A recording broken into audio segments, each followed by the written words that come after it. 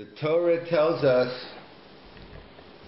that there's a mitzvah to remember what Amalek did to us. We read at the end of Parsha Kiseitze that to remember all the terrible things they did, and it says, it starts off Zachor, to remember, and it ends off Lo Tishkach, not to forget. So the Gemara in Megillah asks, well, if it says Lo Tishkach, if it says not to forget, so what do you need both Zachor and Lo Tishkach? So the Gemara says, if it did say Lo Tishkach, not to forget it, so maybe it's enough to think about it. Have a moment of silence for all the terrible things that they did. But Mani Makayim is Zachor. The Gemara says Zachor means Bepeh. It's not enough to fulfill the mitzvah of remembering in your heart. Of course it has to be in your heart, but it's not enough just to be in your heart to fulfill your legal definition of Zachor. It has to be Bepeh. Just like we have a similar mitzvah we've been discussing, the mitzvah of Kiddush Friday night, Zachor Shom HaShabbos L'Kadsho, and we paskin it's not enough just to mentally think about Shabbos, but Zachor also means Bepeh. So we see in Judaism to remember it means to remembering it. It's not enough just to keep it in the heart. You have to remember it verbally as well. So how does one fulfill the mitzvah min Torah of Parshas Zachor? So the Rambam writes, mitzvahs aseh b'chol yom. It's a positive mitzvah every day to remember the maisim haram, remember the terrible things, etc. that they did. So the Rambam says there's no difference, at least min Torah, maybe min midrabanan, so maybe the Rambam agrees. They said we should read a Parsha Zachor in Shul, the Shabbos before Purim. But in Torah, biblically speaking, there's no difference today, yesterday, this coming Shabbos. We have a biblical mitzvah every day of the year to remember Amalek. And since he doesn't spell out how often, so therefore the Rambam assumes, and that's what the Stipler writes in the Rambam, you assume every day, once a day. It's interesting, the Sefer Chinuch discusses it and says, maybe it means once every 3 years, maybe it means once every year. But the Rambam writes, the mitzvah aseh b'chol yom. There's a mitzvah every day to remember what Amalek did. So every day of the year we have a biblical mitzvah of remembering Amalek. So, in fact, there's a very interesting Magen Avram. The Magen Avram writes that one should have, when one says in our Birkas Kriya Shema, V'keiraftanu l'shimcha hagado, we wait for the day that God's name is going to be great, and that's an allusion to the destruction of Amalek. As the pasuk says, as the Torah tells us, God's throne is incomplete until we get rid of Amalek. So therefore he says, when we say V'keiraftanu l'shimcha hagado, the Magen Avram says we should have in mind to fulfill, like the Rambam says, your mitzvah min Torah of Zechiriyas Amalek. And as we know, the Gemara talks about it in many places. In fact, it's a machlokes whether mitzvah strichas kavana or mitzvahs eina strichas kavana. There's a machlokes in the Gemara whether mitzvahs require intent or don't require intent. So we basically paskin, the Magen Avram writes and others, on a mitzvah min Torah we paskin mitzvah strichas kavana. On a mitzvah midrabanan we paskin mitzvahs do not require kavana. So since Zechiras Amalek is a mitzvah min Torah, so therefore the Magen Avram says one has to have in mind when they say V'keiraftanu l'shimcha hagado, this saying it by itself and not thinking about it, you wouldn't fulfill your mitzvah, because mitzvah strichas kavana is a mitzvah min Torah. So one has to have in mind every morning when they say V'keiraftanu l'shimcha hagado to fulfill the mitzvah. Of course, unless, and if you don't do that, of course, if you hold like the Rambam, then you can just do what's one of the Sheis Zechiras, assuming you do it after davening. It doesn't have to be in that context, it could be any context. So the Rambam mentions nothing about doing it in shul, doing it with the Sefer Torah. There is no mention of the mitzvah of basically the mitzvah zachor is bepeh. It's not enough to mentally think about what Amalek did to us, but according to the Rambam, by verbalizing what Amalek did to us, we fulfill a mitzvah min Torah of Zechiras Amalek. That seems to be the opinion of the Rambam. It's the Bali Tosis and Megillah, maybe Brachas. They introduced the concept of a Sefer Torah. They learn it out, but Simna Ba'aznim, by the Psukim, talks about Simna Ba'aznim, it talks about Sefer there, and they learn out, Tosus learns out, that this is perhaps our only biblical reading of the Torah we have all year round. Because the mitzvah every Shabbat is only a mitzvah midrabanan, either from Moshe or Ezra. But the Kriyas Torah is only a takana d'Rabbanan. Tosis is introducing the concept that to fulfill your mitzvah in our Torah, it's not enough just to read Parsha Zachor from a Chumash or do a Baal Peh, but one has to read from a Sefer Torah. So Tosis introduces the concept of fulfilling the mitzvah of Zachor with the Sefer Torah. That's the Shittas HaTosis. It's not enough just to verbalize it, you have to actually read it from a Sefer Torah. That's the opinion of Tosus. So to fulfill your mitzvah, you don't have to go to shul, but if you have a Sefer Torah at home, you can take out the Sefer Torah and read it, and hence you fulfill your biblical mitzvah of Parsha Zachor. However, there's a third sheet which seems to be the Minhag Olam that we're machmir for, and that is the Shittas Harash. The Rush introduces the concept of not only with the Sefer Torah, but we'll see you even need a minyan, you even need a tzibor. Where does the Rush say it, or where does the Rush not say it perhaps? So we'll see this whole Rush is really a parenthetical comment, and we see how much we learn out, how much we take every word of the Rush seriously from a parenthetical comment of the Rush. The Achronim come up with this chumrah of that you need a Sefer Torah B'tziba with a minyan. Where is this Rush? So there's a Gemara in Brachas, Daf Mem Zayin, Daf Mem Ches, that one of the rabbis walked into shul and he had only 9 people in the minyan. And fortunately for the rabbi, he had his Eved Kanani with him, so he wanted a minyan. He was Machshav Tfilah B'tzibor apparently, and he went ahead and he freed the Eved. Of course, we're not talking about a slave like during the time of Lincoln. That was always prohibited in Judaism. But this is an Eved Kanani who has the status of a quasi-Jew, and all he needs is lacking, basically, it's a whole discussion, but basically you have to free him and he has to go to the mikvah and he basically becomes Jewish. That's for our purposes, that's enough for our purposes here. So he frees the Eved Kanani and he goes and he becomes a full-fledged Jew. And therefore, it made the quorum of 10. So the Gemara asks, what are you talking about? How could he free a slave? It's the passage says, Ola Bahem Tavodu.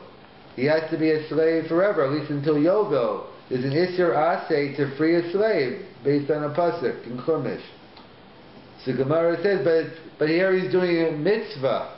He's doing it for a mitzvah. So the Gemara says, mitzvah, very good mitzvah, but aren't you familiar with the principle the Gemara tells us in the Lulav HaGazel, in the 4th parak in Sukkah, 3rd parak in Sukkah, or 4th, one of them, the Lulav HaGazel, of mitzvah haba ba'avera. We know that if one doesn't have a daled minim, and you steal one, not only do you not get the mitzvah of shaking the daled minim on Yom, but you also have to do tshuva for the avera of stealing. So we know the principle of mitzvah of avera, there is no kiyam, it takes away the mitzvah. So the Gemara asks, what do you mean it's a mitzvah? So what, it's a mitzvah? It's a mitzvah of avera, so what are you gaining by freeing the slave? The Gemara answers, mitzvah derabim shani. You're right. Just a plain mitzvah, then it wouldn't cut it. we'd say mitzvah above avera. But a mitzvah derabim, a public mitzvah, that has more credibility, that has more chashivas, and we're not worried about. In other words, the mitzvah derabim pushes off the prohibition of freeing a slave. Like we have, where else do we see this concept of mitzvah derabim?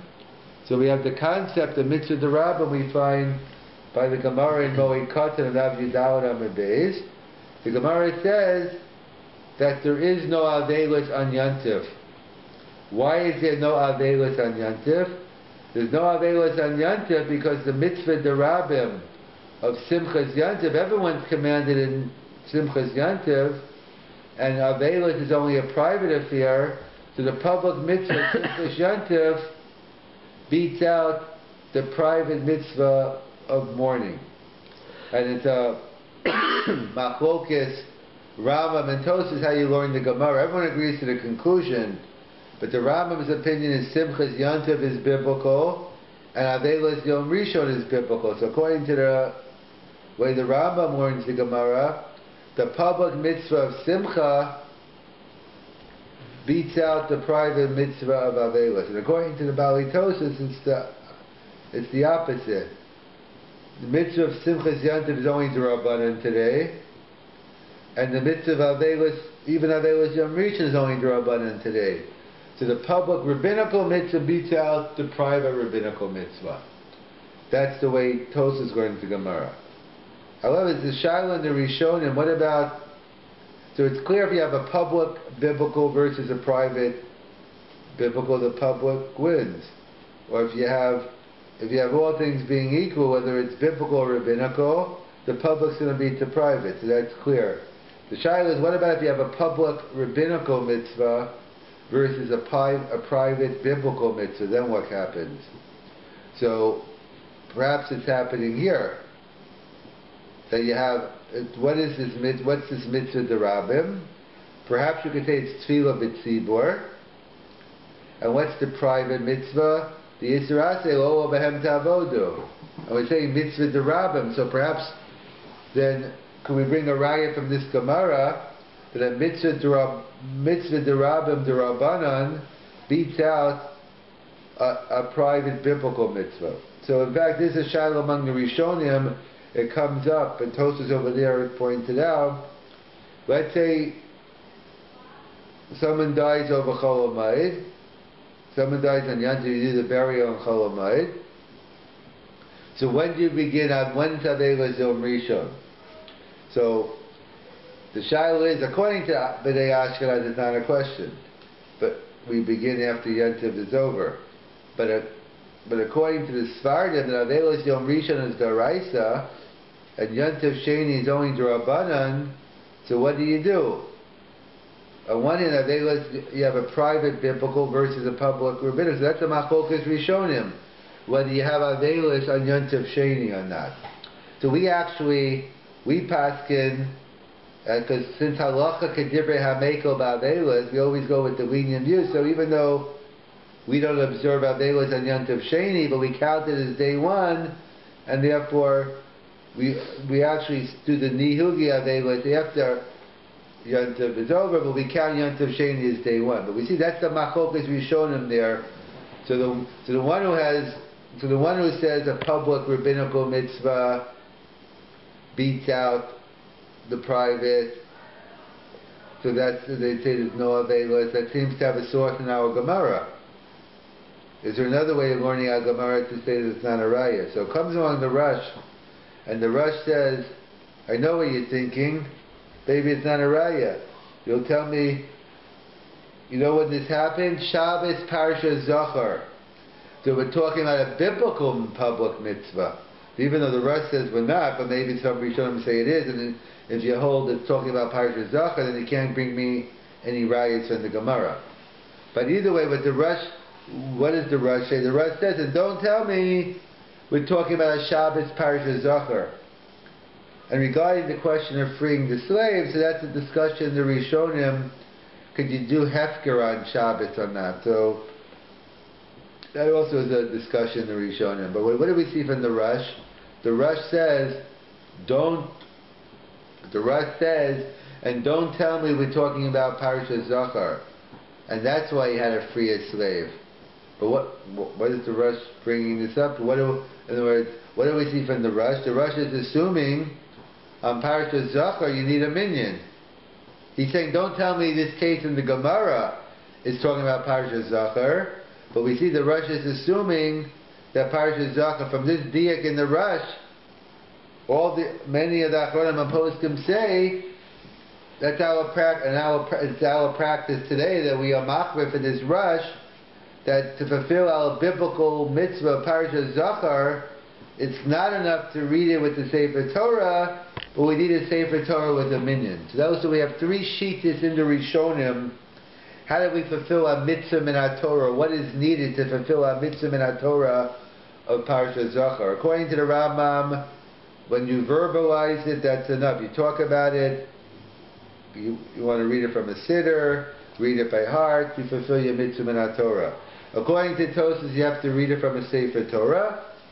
And according to the Rush, it's not enough to read it from a Sefer Torah, you have to read it with the Sefer Torah with the minyan. That seems to be our practice. We're machmir to try to get to shul on Parsha Zachor and do it with the minyan.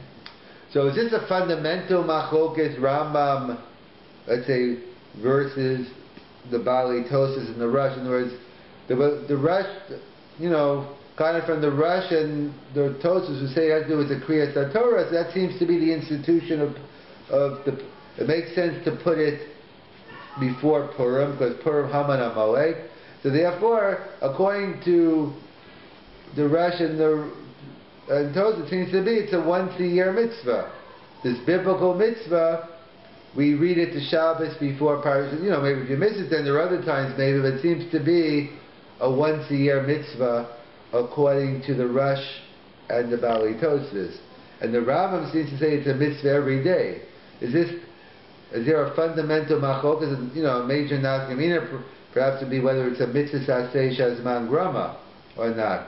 And that would be a major issue for women, whether women are even obligated in the mitzvah. Because that's what the chinuch writes, that women are exempt from the mitzvah of Parsha Zachor. He may say, La b'nei Machaman, and it might give other reasons, but one of the reasons perhaps you could be exempt is because it's a mitzvah saseh shazman grama. So either we'll come back to that. So the Chasim Sofer writes that his Rabbi, Rav Nosson Adler, was makbid when there was a leap year, he'd fulfill his mitzvah of Parsha Zachor in Parshas Kisei over the summer, because if it's a leap year, we're not getting to Parsha Zachor until 13 months later. Why? So what does that have to do with anything? Because the Gemara tells us in Brachas that the Eina Meis Nishchachas Meledo Yud Beis Chodesh. That person remembers, it's talking about the context of the dead, but you remember something for 12 months. So therefore, so perhaps someone would suggest that really it's not a fundamental machlokas, because everyone agrees the mitzvah is all year round. The question is, what do you have to do? So according to Tosas and the Rush, by verbalizing it once a year, and you do it in a minyan, or do it from Kriyas HaTorah, you do it once a year, it stays in your memory all year. So you get a mitzvah every day, perhaps the mitzvah is all year, but you only have to verbalize it once. And the Rambam perhaps holds, no, it's not enough, you have to verbalize it every day, but also the mitzvah, so it's a discussion whether it's a fundamental machloket, whether in terms of how often, or it's just more, everyone agrees it's all year. The question is, how do you fulfill, what's enough of a zechira and to fulfill your mitzvah min HaTorah? So that's a discussion among the Achronim. So they point out that so we're makbid for the Achronim, and we're makbid for the Rush, that we try to do with the minyan. In fact, today, I think Rav Moshe writes and the Chazon Ish writes that really, if you look at the Rishonim, there aren't that many Rishonim who talk about it, but the Rishonim who talk about Parsha Zachor all seem to say women are exempt, either because of La b'nei Machaman Ninu, mitzvah shazman grama, women are exempt. It's the Achronim who say women are chayev. So the Chazon Ish was Meiko, he said, you could go with the Rishonim. He told women don't have to be machmid for Parsha Zachor. I'm sure also in his case, especially those with 10 kids and all that have a problem, making it to shul, etc., and hearing it. So it's interesting among the Rishonim you find. So it's a shaila number one if women are obligated, period. But today the minhag is the woman, Bali Nefesh, they try to go out of the way. So obviously if a woman can hear it, we're all for it. So let's say, so therefore the minhag is today women try to hear Parsha Zachor. I guess it depends which circles you're in, but the minhag in many circles of women try to get to shul more on Parsha Zachor than they do the rest of the year. So let's say you can't make it to shul Parsha Zachor. So then what?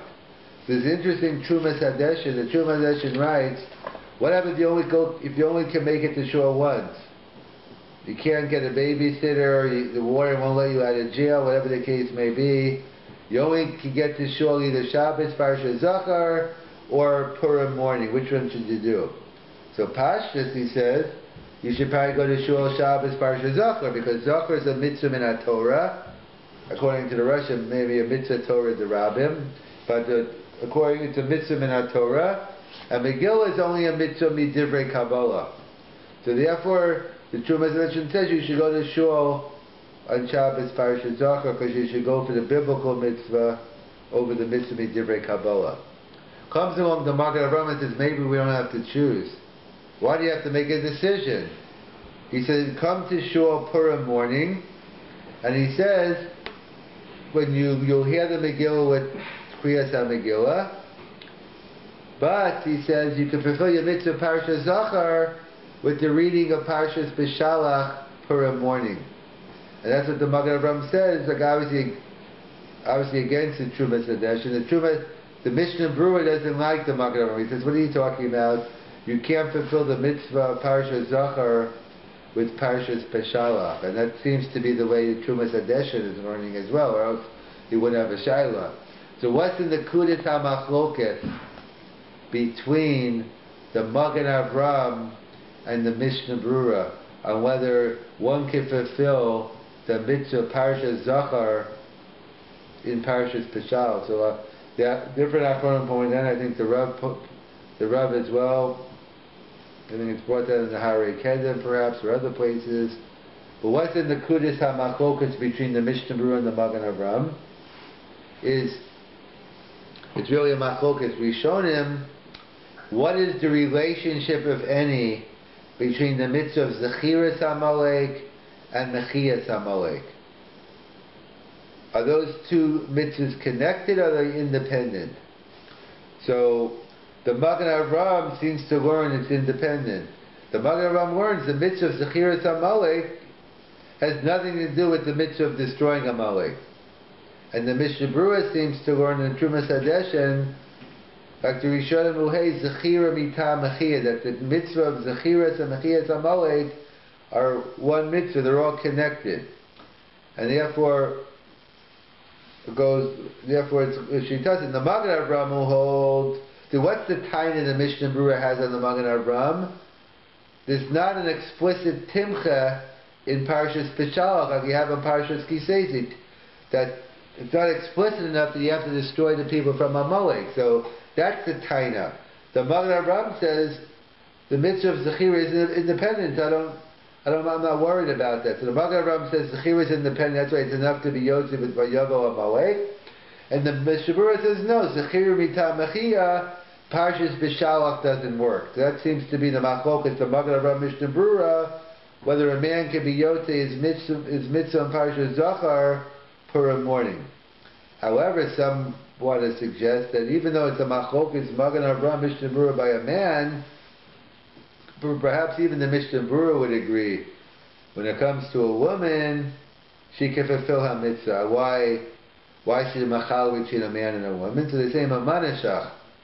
In other words, if the mitzvah of Zechiras Amalek is an independent mitzvah, nothing to do with mechia, so then it's a mitzvah sasesha zman grama, and a woman's exempt. If you'll tell me Zechira is connected to mechia, and that's why they should be chayev, but we know nashim la b'nei machama ninu. Women are exempt from the machama. So mamanashach. If it's independent, then you could argue it's a Zman Grama and women are exempt. If you're telling me it's Mitam Mechiyah, in other words, so if it's Mitam Mechiyah, so they're exempt anyway. So therefore, so it goes like this. According to the Magen Avraham, so it's enough to be Yossi with Vayavel Amalek, because if the Chir is independent, then Peshalach is good enough. And if you're telling me Zechir is Mitam Mechiyah, so then Nashim Labnei Mechaman, they're exempt anyway. The Mamanashach, woman can be Yossi, the mitzvah Parsha Zachor, even according to the Mishnah Brura, on Purim morning. So and it's very Nogea, because it's more Nogea for women than men usually. That if women, it's much harder for them to get out with the kids, so therefore it's very important to know this Magen Avraham, or it's really, it's not only we're saying the Magen, it's good important to know the Magen Avraham even if you're a man, but Mishnah Brura, one, even according to the Mishnah Brura, one could be Yotzei the mitzvah. So that's what someone will point out. So therefore, so again, so for women, number one, the bottom line is you have the Magen Avraham, even if you're a man, you have the Magen Avraham to rely on. But that's not so simple.